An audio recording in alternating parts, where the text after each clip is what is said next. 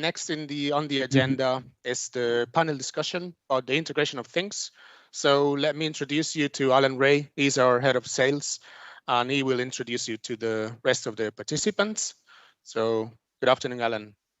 Hi, Carlos. Thank you for the intro. Yeah, good to get an update on LORIOT and see what's happening. But I guess now we will move away from LORIOT and towards a more general panel about the integration of things. So today we have about 5 solution providers that will present their solutions. And before we get into that, I wanted to just have a quick discussion about the challenges that solution providers, system integrators, or network operators face when they want to integrate things. And by things, we can mean the hardware, the technical side of things, whether that's the device, the gateway, the network component, or the platform. But it could also mean, the integration of companies working together in order to build these solutions, or even the end users, the people who have to bring these IoT solutions into their everyday lives and into their sort of new working processes.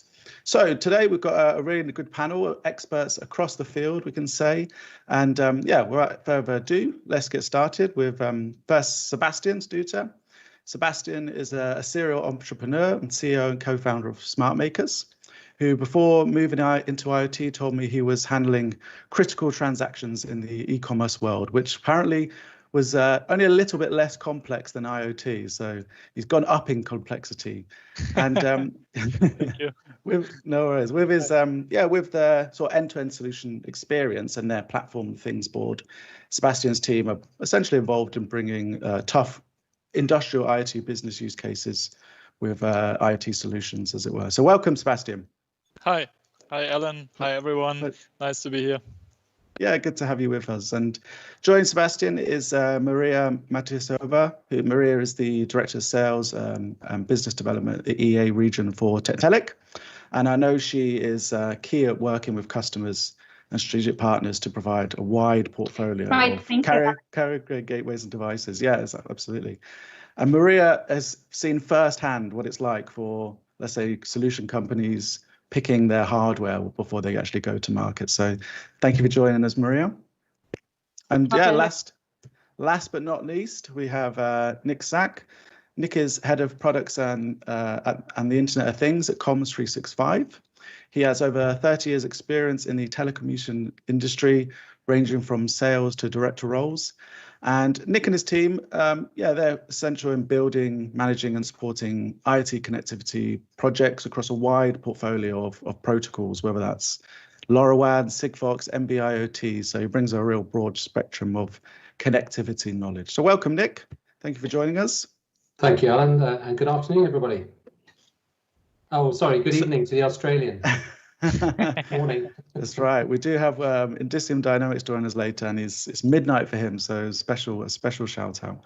So we've got maybe about 10-15 minutes to have a little chat, and yeah, I mean, it's pretty informal. We can imagine we're in the beer garden. It's nice weather across Europe at the moment, so maybe we can start with you, Nick, and you can set the scene for us.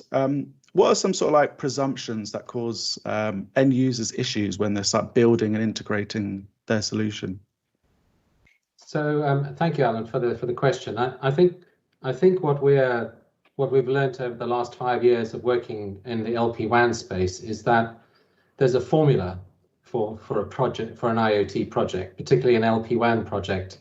There's, as you alluded to earlier, there's the devices, the gateways, the network server, application layer, and more. And I think that what we've learned is that no one company can do everything.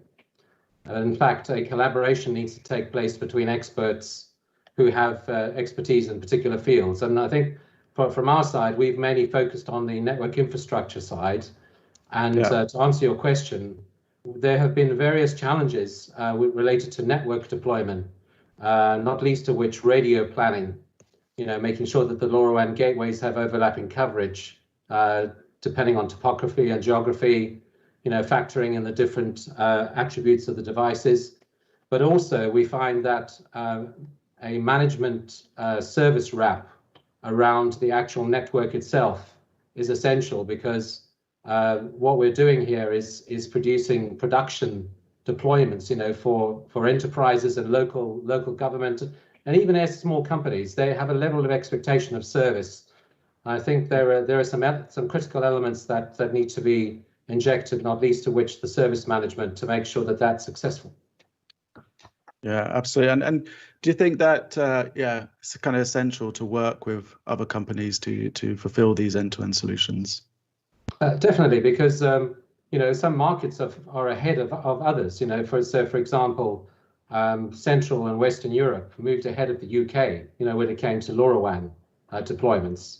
So there's a lot of learning, and of course in Asia there have been tremendous deployments way ahead of even the European markets. So I think there are some common lessons to learn, but not least of which we need to open the eyes of the end customers to the fact that there may have to be tuning and tweaking of the solution as we go along, not least of which to make sure that we're getting the SLAs and performance levels that the customers want. And there's also a cultural element. What we're doing is delivering data to applications which produce insight and then changes, in operational policy. I think there's a number of organizations that I've worked with, both in public and private sector, say they're ready, but actually are not. They realize that there are adjustments that need to be made. So it's quite a complex endeavor. Yeah, absolutely. And like you say, teaching those end users to adopt their processes and the way they work, bringing in IoT solutions, it's not just a technical challenge, but a whole human level challenge as well. And on the network planning and the hardware side, that leads nicely into a question from Maria when it really comes to what are some of the product design considerations when we need to sort of ensure a seamless integration between the different components in new networks? Yeah, thanks, Alan. It's a good question. And first of all, I would like to agree with Nick about what he just said about the complexity of the network, and that many elements and layers must be considered. And even from the POC stage, not only for the full deployment, but you need to kind of build those bases and fundamentals from the POC stage. If I was to comment on the hardware layer, one must ensure that the product is designed specifically for carrier-grade performance, meaning that the product can be deployed and perform adequately in the field without any user intervention and with a minimum human intervention for many years. And here Tiktaalik tries for 10, 15 years plus of touchless operation. And what is funny that the operating cost associated with the sites visit, not even with the hardware, but with the sites visit for maintenance, support, repair, typically are much higher than the hardware capital costs themselves. Meaning it's essential that products can be deployed and left untouched in order to scale a large network. And we believe that this is possible only while ensuring that such crucial elements as cavity filters inbuilt inside, lightning protection are all come pre-built inside the gateway. So people do not need to invest extra money, and they do not provide extra maintenance for that. Yeah, absolutely. And I guess, when you're first deploying your first IoT solution or project, you're probably just happy to get it out there working and be able to show something to the end customer, right? But from what I've seen, a lot of these projects, in order to be successful, part of the cost, it doesn't work if part of the cost is constant revisits of sites and constantly going to check hardware and making sure it's back online. From a profit and loss sheet account, but also from the customer experience, right? If you put that little bit extra into getting quality products and services from the companies you're going to bring in, then your customer hopefully doesn't have an experience where these things go down and it costs you in the long run, potentially the contract or having to put out more to make it more stable and so on. And I guess this plays towards the flexibility of your hardware and the whole solution in general. And this translates, I guess, to the platform side of things, Sebastian, and how what you design or what you have in mind for your solution probably doesn't translate to the real world scenario, right? Yeah, and I like to agree also with Nick and also with Maria. So I think if you look at the aspect of no company can do everything by itself, it's super true, especially for IoT, because you have a lot of requirements on the table if you want to roll out a larger IoT solution. And then what we always see in the larger projects is, I mean, this is like a tracker, right? And this is also a tracker, but they are different in like their form factor. And it's absolutely necessary to have these different form factors to fit to customer requirements. I mean, Tactilic has a great range of different kind of gateways, which you absolutely require if you are fulfilling your customer's project. You need small gateways which you can install for micro locations, and you need also what is the latest gateways, EX protected, right? From Tactilic, and you also need stuff like this if you go more into the industrial side. And I try to like write it down into like 6 different aspects I identified before the meeting here, which I would say it is at the end the even if you speak about tracking and you think about the different use cases, the real work requirements are totally different. So we have a large car retailing company where they take the trackers, throw them into the cars, and so they need to connect the trackers to the cars like a few hundreds each and every day. And they absolutely need to be robust. The GPS precision need to be always well, no matter if the employee put this into the pocket, which was the definition, or throw it somewhere else into the car. And then we have the other customers, which are more the industrial customers, sending around their specific load carriers in the world. And so they will attach this tracker once in like a few years. And probably they never see it again. They just rely on the data of the tracker. And I think this is like what at the end differentiates the use cases a lot. And I think you guys are totally right. I see this from our perspective. Operating the whole IoT application is the challenge, and this means that the integration is done well. Yeah, I guess there's two sides to this. One, that there's a lot of unexpected things that come up when you actually get to ground and deploy these solutions, and it can be, you know, people taking the batteries out of sensors for their TV remote, but there's also I think probably a lot of information that you didn't see coming when you start gathering or putting out in these sensors that you could be utilized, and you have to be flexible to have, I guess, different dashboards and different cockpits for different users, right? I mean, they're both using the sort of same device, but maybe the platform needs to have some sort of different interface for them. Yeah, absolutely. The platform on one hand, but also all components from the whole ecosystem. So we need a LORIOT because most of the time the customer and our team is operating the solution, so in a tandem. And so we really need a very good network server solution that also the customer can easily get into. And then there are lots of requirements on certifications and documentations for the gateways. And this is what Tactilic bring in. And as Nick said, I mean, in best case, we have someone like Nick, which we are missing from time to time, operating the network, because the reliable network is a component that even we as an application provider would like to take out and say, hey, you are the responsible party doing this. It's too complex for us.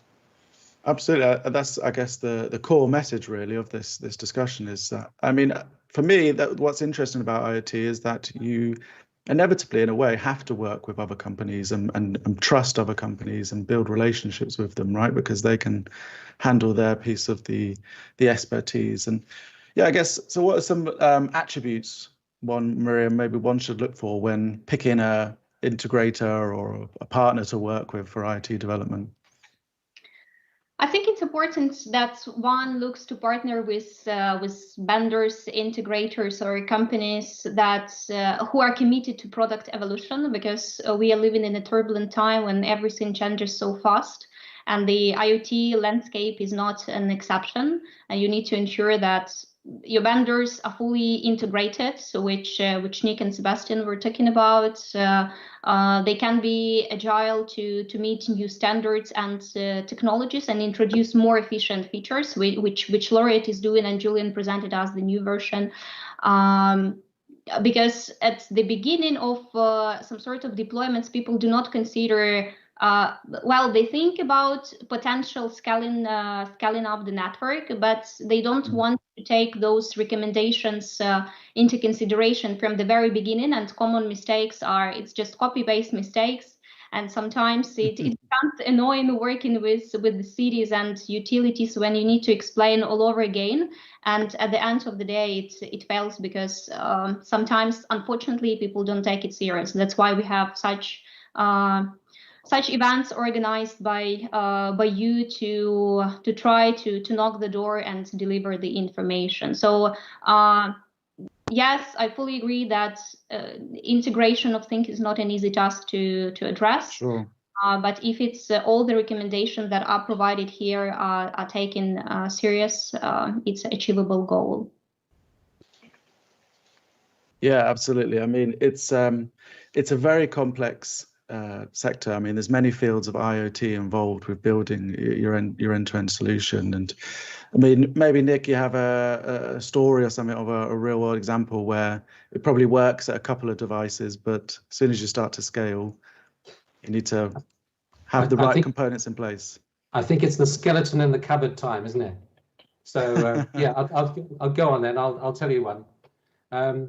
So one of the, obviously we have a particular expertise and focus in the network, and what we've noticed is in the simple area of LoRaWAN gateways, maybe external ones and even internal ones deployed in the field, they need internet connectivity to connect back to the network server. Obviously, a lot of them are SIM based. When we do our deployments, we recommend fixed line as a primary and SIM as a backup, as opposed Absolutely. to. We all wish. Even if, in some cases you can't do fixed line, you have to do SIM because it's some kind of edge of the network scenario, and even there, if you can put the wrong SIM in, a lot of people think, oh yes, it's multi-network SIM, that will be fine. We have a spectacular case where somebody deployed a multi-network SIM, but it didn't have a static IP, and that's critical because you need to, from a diagnostics point of view, you need to be able to get back into the gateway. So you need that static IP to be able to SSH to the gateway. So, just a small factor like that could mean that you have to go back to revisit your gateway network. So there are some best practices that we're developing together with LORIOT in this area that we would like to publish to the wider community, because I think if we don't all work together and educate all the customers to a similar standard, it doesn't mean they have to take our network necessarily, but the point is, if we can actually blueprint and standardize, then I think we're going to help the IoT use case development and also the network success stories, because each time there's a blip or some kind of pause, it does us all a lot of damage potentially. Yeah, absolutely. And my personal view is the complexity of IoT, let's say in the back end, not where the customer sees, is probably what's slowing it down and make it more difficult to implement out there. And it's our job, let's say, as the technologists, as the solution providers, to make it as easy as possible for the end users, or at least the operators of these different services.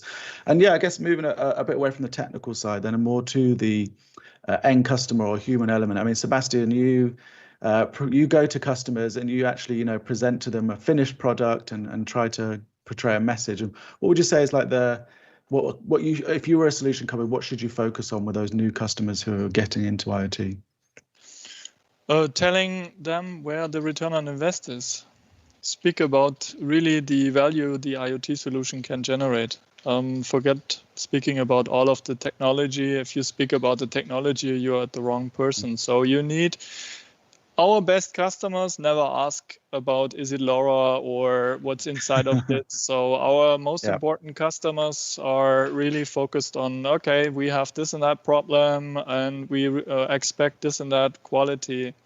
And I also like to add a real world story, which I think make it very easy, clear and understandable where the difference is. So if you order like 10 of these and you get them in a small package, you can really babysit each of the device, right? No problem. But if you order 3,000 of these and let them ship to like 10 different customer locations where none of your persons are, and they need to get online as soon as possible, as soon as they arrive. And you need to reconfigure 3,000 of these devices without even seeing them. It's a different story. But this is, at the end, it is what we are all after, right? This is what we want to achieve at the end. Absolutely. To even like get 10,000 of these pieces to the customer and bring the customer into the situation where he can do this by himself. Yeah, that's a really nice point. I think the market has become a bit more mature in at least focusing on the core features or the core requirements of what a solution provide, and not getting distracted by potential things and other opportunities and so on. Very nice. So thank you, guys. I hope for our solution providers and anyone watching, there was a few snippets of information in there, but in a limited time, I'd love to elaborate further with you all. But yeah, thank you, Sebastian, for joining us, and Maria and Nick. We really appreciate it. And yeah, I guess the overall message is, if there's focus on what you can do best and work with good partners, good quality partners to help you with the other components. Super. All right. Well done. Room for everybody. Let's all join together. Yeah. Absolutely. Absolutely. Thank you very much, guys. It was pleasure. a pleasure. Thank you, guys. Take care. Thank you. All right, Kalle. So I think we're ready for the solution providers. And, Indeed. I'll let you take it away. Yeah, sure, Alan. Thanks for this very interesting roundtable. I think I really enjoy listening to all of you guys. So I'm sure it was the same for everyone else. So yeah. I hope we could all start soon doing it actually in person. Those real life panels and real life conversations will soon be back, I'm sure. You're right. You're right. Hopefully, yes. And it was a bit too short, as you said, but yeah, next time more. All right. Thanks, Alan.